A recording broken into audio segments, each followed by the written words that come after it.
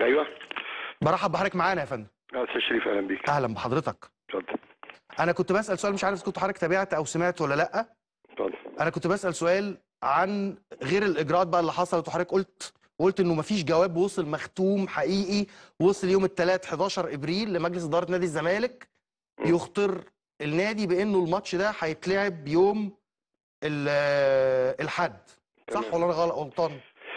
بص يا استاذ شريف، انت معاك مين بقى؟ انا معايا الكابتن مجدي عبد الغني. مش كويس كويس انه ظهر. ليه؟ وانا كنت مستخبي. لا هو يعني قال ان هو هيطلع يتناقش معانا عموما بشكل عام، وعلشان هو بيثق في البرنامج الحمد لله. طيب تمام. اتفضل. بس كويس برضه انه ظهر. جالي جواب يوم 23/3/2017 رقمه 1051 موقع ومختوم من السيد العميد دكتور ثروت سويلم. كويس. بيقول لي ارفق ذاتكم جدول مباريات الدوري العام القسم الاول المعدل اعتبارا من 31/3/2017 موسم 2016/2017 بدون جمهور. ده بالجدول كله. تمام، كلام واضح. كويس. افتح كده المباراة رقم 198 السبت 15/4/2017 الزمالك والمقصة استاد بتروسبورت 7:30. عايزين نحترم بعض، نحترم اللوائح والقوانين. تمام. انا لو الماتش ده اتاخرت عنه دقيقة اعتبرني مهزوم ومنسحب. فده الجواب اللي جالي. خلاص. كويس. الاخ عامر حسين بيقولوا هو صاحب القرار. لا، عامر حسين موظف يتبع لجنه الانديه يا استاذ مجدي اللي ما اتلغتش لان الجمعيه العموميه قالت لك الرابطه من السنه الجايه. طيب. واي كلام هيتقال غير كده يبقى تزوير. انا عايز الفت نظر حضرتك لحاجه، معلش. اتفضل. انا هيبقى قدامي وقت قليل. اتفضل يا فندم. وده للطرفين. اتفضل. تمام. اتفضل. فاذا الجواب الرسمي اللي جاي لي معتمد وموقع ومختوم بيقول لي الماتش يوم ايه؟ يوم السبت. كويس. تمام. انا فوجئت في الجرايد التلفزيون ان بيقولوا الماتش اتاجل من السبت ولم يحدد له موعد. الجواب قدامي اهو. ايوه. بتاع الامن لم يحدد له موعد. خلاص. كلمت المهندس هاني ابو ريده قلت له يا باشمهندس انا سمعت ان في كذا والزمالك مش نادي صغير عشان حضرتك المفروض ماتش بكره يتاجل. ونفى ذلك. مين نفى ذلك؟ قال لحضرتك انه لا الماتش مش هيتلعب لا ولا الله يخرب بيتك يا عامر بالحرف كده. طبعا انت عارف هاني صديقي وده مخيف يعني. يخرب بيتك يا عامر انت عامل لنا كارثه في كل ماتش. تمام. اقفل وهرد عليك. قفلت ورد عليا قال لي الامن اللي طلب ده ان اتاجل من يوم السبت. ما كانش حد خالص موجود. الجواب قدامه اهو. مفيش امن. طيب خالص. عايز اسال حضرتك سؤال. اتفضل. حضرتك محامي. اتفضل. صح؟ طب ما احنا صح. طيب. انا محامي رقم 1 في مصر يا شريف. طيب احنا قدامنا دلوقتي طرفين، كل طرف متمسك برايه. لا اصل انت سالتني السؤال بتقول لي انت محامي صح. ايوه مش فاهم يعني. ايوه يعني بقول انه يعني انا هسال مين غيرك عشان تقابلني. انت بتاخد ميعاد قبلها بشهر في المكتب المحاماه بتاع استاذ شريف. ربنا ما يجيب لنا قضايا. لا ستقول لي لا ان شاء الله هيجي لك قضيه قريب. ليه بس كده؟ سؤالي كل طرف دلوقتي واحنا في محكمه واحنا في قواعد. طب ممكن تديني دقيقتين اكمل عشان عارف وقتك خلاص. طيب دقيقتين اكمل وبعدين اعلق. طيب تمام. لا وبعدين سؤالي اتفضل. بعد كلمني الاستاذ هاني. أيوة. قال لي ده الامن. قلت له بص الخمس دقايق دول انا كلمت مساعد اول وزير الامن العام اللي هو جمال عبداري. كويس. ومساعد اول وزير مدير امن القاهره اللي هو خالد اللي هتعمل خالد الماتش عنده. قالوا لي الكلام ده كذب لم يحدث. تمام. قلت له طب الحل ايه؟ قال لي طب ايه الحل؟ ان احنا نعمل الماتش يوم الثلاث. بس لينا طلب. هو ليه قال الثلاث بقى؟ عشان الكذب اللي عمال يتروج الامن. بص اقرا لك بقى جواب الامن. في ضوء اقامه ولايه القسم الاول للدوري العام والممتاز الدوري الثاني بين مباراه كره قدم فريق الزمالك ومصر المقاصه. واخد بالك ورق قطاع الامن القاهره متضمنا استنفار القوات في تامين احتفالات اعياد القيامه وشم النسيم. خلاص. نرجو تأجيل المباراة المشار إليها وإقامتها بموعد آخر لتزامنها مع احتفالات أعياد القيامة وشم النسيم. يعني سبت حد اثنين. يعني الأمن ما قالوش اعملها لحد. ثم يكون المفاجأة. ده غير الجواب يا فندم، ده غير الجواب. وبرضه عشان تبقى حضرتك عارف انه الكابتن مجدي عبد الغني اشار ليا على الجواب اللي صدر من اللواء عادل رشاد ومساعد وزير لقطاع الامن. ما هو ده يا فندم، هو اللي بقول لك، ده اللي هو عادل رشاد. اللي بتاريخ 12/4/2017. هو ده يا فندم، الجواب قدام اهو. ايوه. بتاريخ 8/4/2017 اللي هو عادل رشاد مساعد وزير قطاع الامن، هو ده اللي بقرا لك منه. بيقول المباراه يوم 16. لا يا فندم، قال كده انه المشار اليها يوم الاحد الموافق 16/4. لا يا فندم، مقرر قناه فريق 15/4. الجواب هو مع المستشار يا فندم. الجواب اللي عند سيادتك التاريخ متغير فيه يا استاذ شريف. ايوه يا فندم. شوف الناحيه الشمال التاريخ. مين اللي هيغير التاريخ؟ انا عندي سؤال، ما هو عشان كده انا كنت بسال سؤال يا سياده المستشار. شوف التاريخ معمول فيه اليوم والشهر. اتفضل. اليوم والشهر. ما عشان كده انا بقى كنت بسال سؤال المحامي. التاريخ متغير في اليوم طيب. والشهر. انا دلوقتي عشان كده كنت بسال سؤال المحامي وسؤال رئيس مجلس اداره النادي اللي خد بيعبر عن مصلحه شريف. النادي الزمالك. شريف، الامن ملوش علاقه بالموضوع. طيب. هم بص، خد مني انا، في مسؤول في الدوله هم كلموه، يكلم اللي كلم مدير امن القاهره من فضلك عشان خاطرنا احنا عندنا ماتشين عايزين نزاحهم، ماتش الاهلي مع ماتش المصري مع كمبالا سيتي في الاسماعيليه، وماتش سموحه مع بيتفست في طيب اسكندريه. مع المستشار هل حضرتك يعني انا كعضو مجلس اداره الاتحاد واحنا كمجلس اداره الاتحاد عمر حصل ان احنا تاخرنا عن نادي الزمالك في اي طلب مثلا او مشاكل او افتعلنا مشاكل مع نادي الزمالك، وخاصه في وجود حضرتك لان حضرتك بتربطك علاقات طيبه بينا كلنا. يعني حتى في بدايه الموسم السنه دي حضرتك لما كنت في الحج وكان في مشاكل وبتاع، احنا تغاضينا عنها لان احنا عارفين ان نادي الزمالك عنده مشكله البنوك ومشكله القصه اللي عند نادي الزمالك وبالفعل قدرنا ان احنا نحل مشكله نادي الزمالك. يا استاذ مجدي، ايوه انا حييتك على الهوا لانك دافعت عن مصالح النادي الاهلي. يا ريس وجمعيه العموميه رفضت الاستقلال. انت عارف يا معالي المستشار، والجمعيه العموميه قالت الاقصى حاجه في الاجانب 3، انتوا خليتوا الاهلي معاه 4. يا معالي المستشار، انا فاضل لي جزئيه واخلص والله. انا لسه سؤالي انا الجواب عندي، انا هقوله لحضرتك الجواب. يمكن حته صغيره واخلص، يمكن يكون مش عندك. لا حته صغيره بس والنبي. اللي هو ماضي عليه سياده اللواء عادل رشاد، يا فندم اللي بيوافق ان مباراه يوم 15 تبقى 16.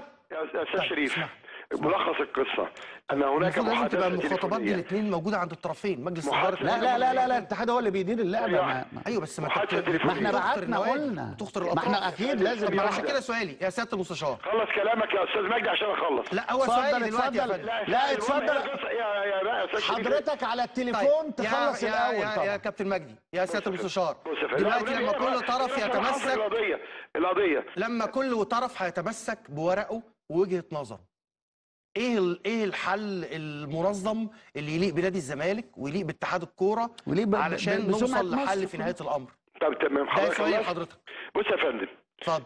لو حد رفع سماعه التليفون وحصل قبل كده معايا 100 مره، ايوه يا استاذ رئيس نادي الزمالك ممكن نقدم الماتش ساعه او يوم ونأخره، نعرض على المجلس موافقين، احنا مش متعنتين. انما احنا بقى الطراطير مدحت شلبي مع مين؟ مع عامر حسين. طيب. اللي ليه حساب عسير، عمل له ايه؟ قال له بقول لك يا حاج عامر، ممكن ماتش السبت بتاع النادي الزمالك ده عشان عندنا ماتشين اللي طب يا فندم، ما ده انا سؤالي في اللي جاي. كل واحد دلوقتي وحضرتك عندك عندك ورقك. لا انا عايز اعرف ايه اللي هيحصل. لا مش ورقه يا استاذ شريف، ده هم مستندات ومعلومات وكل حاجه. يا بلا مداخله تليفونيه بين مدحت شلبي اللي ملوش علاقه بالاتحاد عشان الشركه الراعيه هتذيع الماتشين بتوع افريقيا وفي اعلانات، تمام؟ فقال له يا حاج عامر ايه رايك بقى ما تخلي لنا ده الكلام ده قبل اسبوعين اللي فاتوا، قبل ماتش انبي تقدر ما تخلي لنا الزمالك الجمعه، ولا يقول لك ما نخليها لحد؟ لا الزمالك مش مرجعها. طيب كويس. ايه اللي هيحصل يا فندم دلوقتي؟ يعني حضرتك هتختصم اتحاد الكوره قانونيا ووفقا للعلاقه ما بين النادي وما بين اتحاد الكوره ازاي؟ بص انا علاقتي بهنا بوريده وثروت سويلم علاقه محترمه جدا واصحابي. كويس. بس انا اللي وقفت ابن اختي 6 اشهر، ما عنديش هزار في النادي، انا ما عنديش هزار في الكلام ده. انا راجل عندي 100 قناه شرعيه. اول حاجه هذا الاتحاد منحل والاشكال لا يوقف التنفيذ، رايح يوم الاحد ان شاء الله جواب لكل، خلاص خلصت لكل البنوك بعدم التعامل ماديا. يا سياده المستشار انت عندك مشكله مع البنوك برضه يا سياده المستشار؟ لا حلتها، بس مشكلتي مع البنوك ممدوح عباس اللي كنتوا بتعملوا له اي حاجه. يعني هتاخد دلوقتي اجراءات قانونيه في كذا على كذا اتجاه. بالظبط كده، مع احتفاظي بصداقتي وعلاقتي. احتفاظ ايه بقى؟ هو في احتفاظ العلاقه الانسانيه. طيب انا بشكر حضرتك شكرا جزيلا يا سياده المستشار. في اي تعليق تاني يا فندم؟ عايز لو مجدي عنده تعليق على اللي انا قلته، وانا بقول تاني بتحدى، لو هنا مريده وثروت سويلم ما قالوليش رسميا غير كده يا استاذ مرتضى المباراه يوم الثلاث، انا بكذب. طيب خلاص دلوقتي احنا ومباراه يوم الاربعاء كانت هتروح فين يا سياده المستشار؟ اقول لك برافو عليك، سؤال مهم. قالوا لي ليها شرط. انا ما عنديش وقت. انا قلت لهم هبدا يوم الثلاث بالطلايع، تمام؟ قالوا لي لا، هتبدا يوم الثلاث بالمقصه، وبعد 3 ايام يوم السبت هتلاعب طلائع. ده في حالة لو الأمن، ده في حالة لو الأمن أجل زي ما حضرتك قلت، اللي هو 15 و16 و17. انا دلوقتي يا سياده المستشار، لكن الأمن بعت جواب بيقول هو موافق على إقامة المباراة يوم 16 يا بيه اتحدى لو الأمن كان معترض. والله الجواب يا كابتن أهو. مجدي طب سؤال، والله العظيم الجواب أهو. من غير ما تحلف. وحضرتك مصدقك من غير ما تحلف. أهو والله الجواب أهو. اختار نادي الزمالك. نعم حضرتك متاكد انه تم اختيار نادي الزمالك؟ ايوه، ما هو لازم يتقال له ان الماتش خلاص بقى 16. انا زي ما انا قلت دلوقتي كل طرف متمسك برايه. في تعليق اخير يا فندم غير الخطوات القانونيه؟ موضوع مجلس اداره اتحاد كره القدم ممكن يبقى السؤال عام بسبب قضيه محدده، لكن هو فعلا السؤال عام. يعني احنا ليه الدوري عندنا في كميه المشاكل اللي بتحصل دي؟ اولا برحب بحضرتك. الله يخليك يا شريف، انا طبعا سعيد ان انا ببقى موجود معاك في الحقيقه اهو. نورني يا فندم. ويمكن انا يعني خدت قرار ان انا ما البيش دعوه اي قناه، لكن هنا قناه محترمه وانت شخصيه من الشخصيات المحترمه اللي انا بسعد بيها والله. لا تحياتي وبشكرك. انا ليه واخد قرار انك ما تظهرش؟ لان في الحقيقه في سياق الازمه دي يعني بخصوص الازمه دي، بخصوص الازمه دي الزمالك والمقص، بخصوص الازمه دي في الحقيقه، لان الموضوع بيتقلب الى حد ما موضوع شخصي، والموضوع مش شخصي، هو موضوع مؤسسي بين نادي هو عضو في الاتحاد المصري لكرة القدم وبين الاتحاد المصري لكرة القدم اللي مسؤول عن لعبة كرة القدم في مصر. فالمسألة مش شخصية بين أشخاص أو بين شخص وبين شخص أو بين أشخاص وبين أشخاص، لا، المسألة هي مسألة مؤسسية. النادي دائما وأبدا بيدور على مصلحة المسؤولين في النادي، بيدوروا على مصلحة ناديهم، والمسؤولين في الاتحاد بيدوروا على مصلحه اللعبه ككل. طيب بس ليه حضرتك خدت قرار انك تبعد؟ خدت قرار انك تبعد علشان ما هو ممكن انا دلوقتي افسرها على انه موقف اتحاد الكوره موقف مش سليم لا لا لا عايز تبعد؟ لا لا لا لا او انه لا موقف لا لا طبعا لا لا انت دائما وابدا لما في اوقات تطلع تتكلم تبص تلاقي الامور بتجرجرك لاشياء انت مش يعني ما ينفعش انك تتكلم فيها.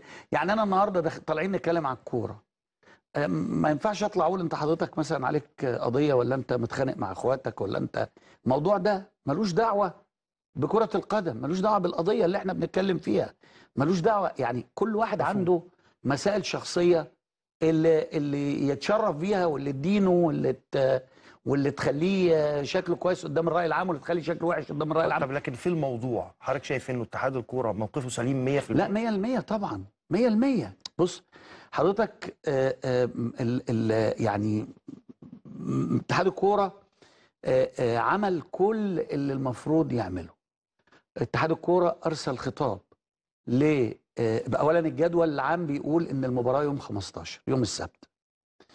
يوم 15 كان عيد القيامه. عيد القيامه من المفترض ان الكنائس بعد الاحداث اللي حصلت في طنطا واسكندريه اصبح تامين الكنائس شيء مهم جدا بالنسبه للداخليه. مفهوم. فالداخليه في ذلك التوقيت ممكن يكون في اسماعيليه اللي هي اقيم فيها مباراه المصري، ممكن يكون هناك كنيسه او كنيستين، لكن لما تيجي تتكلم في القاهره في الكاتدرائيه اللي بيبقى فيها الطقوس نفسها، الطقوس، وفي مجموعه كبيره جدا من الكنائس على مستوى القاهره، فبالتالي بتحتاج عدد افراد كتيره جدا. فبيبعتوا مدير الامن الى قوات الامن بيسال انا عندي اقدر أأمن مباراة وأمن كنائس، بيقولوا له والله من الأفضل. أو دي حاجات كلها متحددة من قبل كده، يعني دي كلها حاجات متحددة قبل كده، وكلها مراسم معروف إنها تتم قبل كده، والجدول كمان بتاعنا مبعوث للأمن. فما الأمن بعت لاتحاد كرة القدم المصري قال له إن اليوم دوت يا ريت تأجلوا المباراة من يوم 15 ليوم آخر عشان تامين الكنائس، فالاتحاد المصري لكره القدم اقترح يوم 16 لان كان لجنه المسابقات مدير التنفيذي. ايوه، طب وكل ده الاقتراحات دي تبقى بعيدا تم عن ارسال لا بعيدا تم عن ارسال النوادي؟ خطاب يوم 11/4 قبل المباراه ب5 ايام لنادي الزمالك، بيقول له فيه ان المباراه ده الكلام ده يوم 11 11/4 يوم الثلاث 11 يوم الثلاث 11/4 11 ابريل. اه طب برضو لا، ما عشان برضو يعني انا لازم اقول وجهة النظر المهمة. المستشار مرتضى منصور رئيس مجلس الإدارة قال انه لم يبلغ مجلس إدارة النادي الا قبلها ب 24 يا ساعة. سيدي الفاضل بقول لك في وعرض جواب. الجواب اللي جاله، يا لكن سيدي الجواب الفاضل انا عندي جوابات. فين الجواب أنا بتاع يوم الثلاث 11 ابريل؟ موجود معايا هنا وموجود ونزل على حضرتك خش على الميديا هتلاقي. لا انا ما لقيتوش. لا احنا نزلنا كل الخطابات بما فيها خطاب دي خطابات الامن، مش خطابات اللي ما بين مجلس اداره الاتحاد وما بين النادي. بعتنا قلنا ان المباراه هتبقى 16 بدل 11.